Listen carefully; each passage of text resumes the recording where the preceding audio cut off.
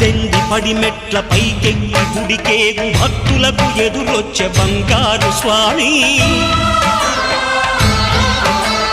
ఇరుముడులు స్పృశించి శుభమనుచు దీవించి జన బృందముల చేరే జగమేలు స్వామి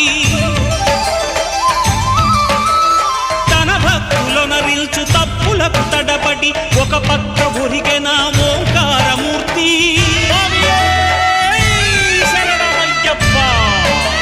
స్వాములందరూ తనకు సాయము కాగా ధీమంతుడై లేచే ఆ కన్య స్వామి పట్టబంధము వీడి భక్తతతికై